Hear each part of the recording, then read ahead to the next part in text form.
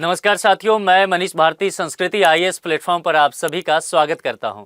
साथियों, ईरान में जिस तरह का घटनाक्रम चल रहा है हम सभी इससे वाकिफ हैं, लेकिन अब कुछ रिपोर्ट मानवाधिकार संगठनों के द्वारा पेश किया जा रहा है जो दिल दहलाने वाला है, क्योंकि कहा जा रहा है कि ईरान में सरकार के खिलाफ जो लोग भी प्रदर्शन कर रहे हैं लगातार उन पर बहुत ज़्यादा अत्याचार किया जा रहा है ताकि वो आंदोलन को ख़त्म कर दे, यानी कि सरकार किसी भी प्रकार से अपने विरोधियों को कुचलना चाहती है। और ये दावे किए गए हैं विभिन्न मानवाधिकार संगठनों के द्वारा कि आंदोलन करने वाले बहुत सारे आंदोलनकारियों की सरकार के द्वारा हत्या कराई गई है और ये आंकड़ा तकरीबन पहुंच करके 4000 के पार बताया जा रहा है। कुछ रिपोर्टों ने तो 5000 तक ये आंकड़ा बताया है।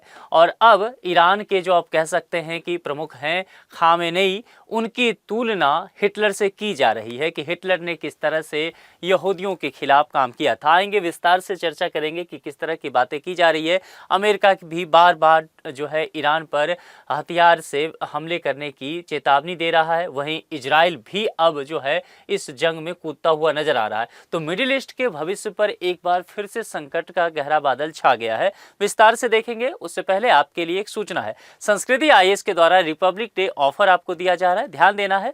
इस ऑफर की वैधता 28 जनवरी 2026 तक रहने वाली है। ऑफर है क्या?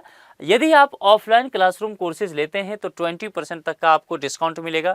यदि आप ऑनलाइन लाइव कोर्सेज लेते हैं तो 75% तक का डिस्काउंट तो है ही। इस रिपब्लिक डे आपको 10% एक्स्ट्रा डिस्काउंट दिया जा रहा है, यानी कि टोटल आपको जो है वह 85% तक का डिस्काउंट मिल जाएगा। और ये ऑफर दिल्ली में जो लोग पढ़ाई कर रहे हैं उनके लिए तो है ही, जो लोग संस्कृति आईएएस के प्रयागराज ब्रांच से जुड़ना चाहते हैं उनके लिए भी यह वैध रहेगा। और ये कॉन्टैक्ट नंबर दिया गया है, संस्कृति आईएएस का वेबसाइट भी दिया गया है, आप इस पर विजिट करके अधिक जानकारी लीजिए। बस ध्यान रखना है कि समय सीमित है, केवल 28 जनवरी 2026 तक। तो आपको तत्परता दिखाते हुए अपने कोर्स में नामांकन कराना होगा। ठीक है, चलिए अब मुद्दे पर लौटते हैं।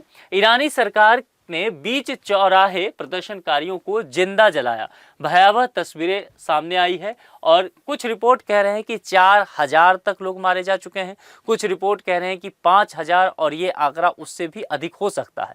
कुछ तस्वीरें सामने आया है सोशल मीडिया के जरिए जिसमें केवल और केवल जो है जूतों का ढेर सामने दिख रहा है, यानी कि लोगों की जान वहां जो है, या तो कहा जा रहा है कि लोगों को गोलियों से भून दिया गया या आग के हवाले कर दिया गया। ईरान में जारी सरकार विरोधी प्रदर्शन के बीच खामनेई शासन पर बड़े आरोप लग रहे हैं। मानवाधिकार समूहों ने दावा किया है कि मौतों का आंकड़ा अनुमान से कहीं ज्यादा हो सकता है। और कुछ रिपोर्ट्स यह भी दावा कर रहे हैं कि ईरानी सरकार इस विद्रोह को कुचलने के लिए जो प्रदर्शनकारी हैं उसको बेरहमी से मरवा भी रही है। एक रिपोर्ट में तो यह भी कहा गया है कि एक चौराहे पर कई प्रदर्शनकारियों को जिंदा जला दिया गया है, वहां से कई तस्वीरें भी सामने आई है। कुछ न्यूज एजेंसियों का यह मानना है कि 8 जनवरी को उत्तर पश्चिमी ईरान के रश्त शहर में प्रदर्शनकारियों को कथित तौर पर ईरानी बाजार में फंसा करके जिंदा जलाया गया। और ये सब कहा गया है कि सरकार के इशारों पर ही किया गया है। शस्त्रविदों और मानवाधिकार संगठनों के मुताबिक जो कोई भी भागने की कोशिश करता था उसे गोली मार दी जा रही थी। आप जरा सोचिए, अगर ये बात जरा सा भी सच्चाई है तो ये कितना दर्दनाक हो सकता है कि जो लोग प्रदर्शन कर रहे थे उन्हें घेर करके आग के हवाले किया जा रहा था, जिंदा जलाया जा रहा था। और यदि जो भागने की कोशिश कर रहे हैं तो उन्हें सेना के द्वारा गोली मरवा दिया जा रहा है। इसमें से बहुत सारी तस्वीरें जो है, बहुत सारे जो कह सकते हैं कुछ वीडियो फुटेज है, वो सोशल मीडिया पर शेयर की जा रही है, जिसमें मैंने आपको जूतों का ढेर भी दिखाया कि किस तरह से जूतों के ढेर लगे हुए हैं। खामनेई की तुलना हिटलर से की जा रही है। जिस तरह से हिटलर ने जर्मनी में यहूदियों के खिलाफ मारकाट किया था, लगभग वही बात अब ईरान में खामनेई शासन के लिए कहा जा रहा है।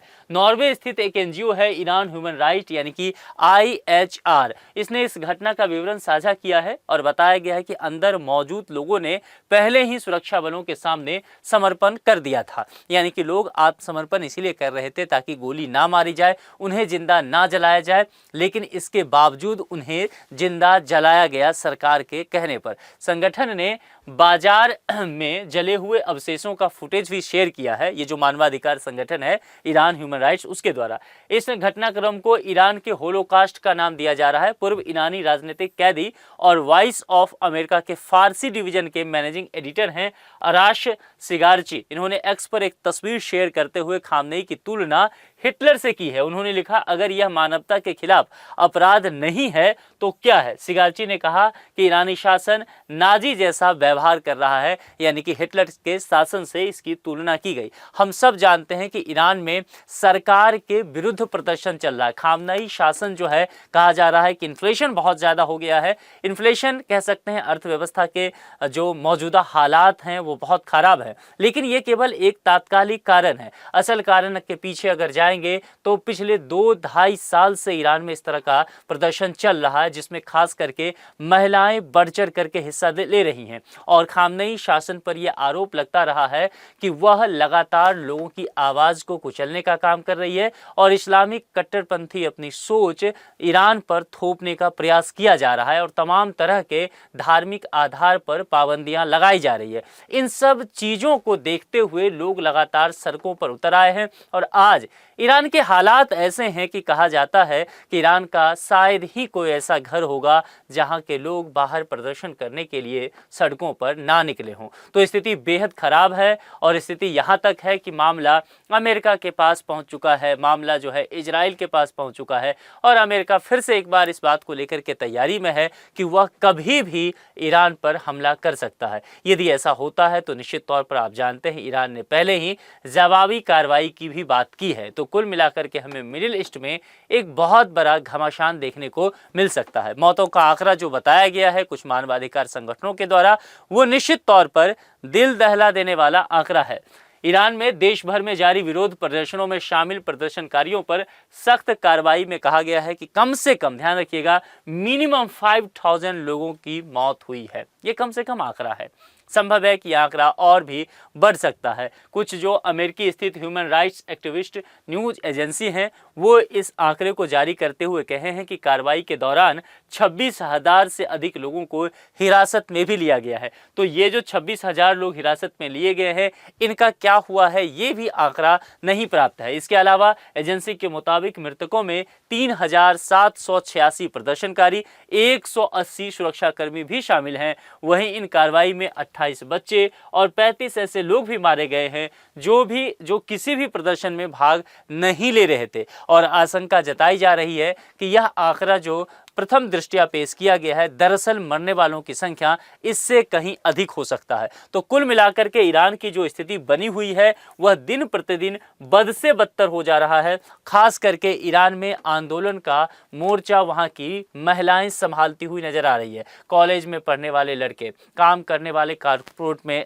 वर्कर्स, ये सभी सड़कों पर उतर चुके हैं और ईरान की स्थिति दिन प्रतिदिन बहुत खराब होती जा रही है। कहा जा रहा है कि संभव है अगर ये प्रदर्शन और भी जारी रहता है तो और सरकार का दमनकारी नीति यूं ही चलता है तो अमेरिका का इन्वॉल्व होना निश्चित ही तय है। और इस स्थिति में मिडिल ईस्ट किस करवट बैठेगा ये कोई नहीं बता सकता। हालांकि हम सब पहले देख चुके हैं, कई देश ईरान के साथ जाते हुए नजर आ रहे हैं, वहीं कई देश जो है अमेरिका के साथ जाते हुए नजर आ रहे हैं। आपको क्या लगता है कि खामनेई शासन का खत्म होने का समय आ गया है? क्या ईरान को पूर्व की भांति अपने यहाँ सुधारवादी तमाम तरह के कदम उठाने चाहिए और लोगों को अधिक से अधिक आज़ादी देनी चाहिए? धर्म के नाम पर प्रतिबंध लगाना ठीक नहीं है। आप अपने विचार कमेंट बॉक्स में लिख करके बता सकते हैं।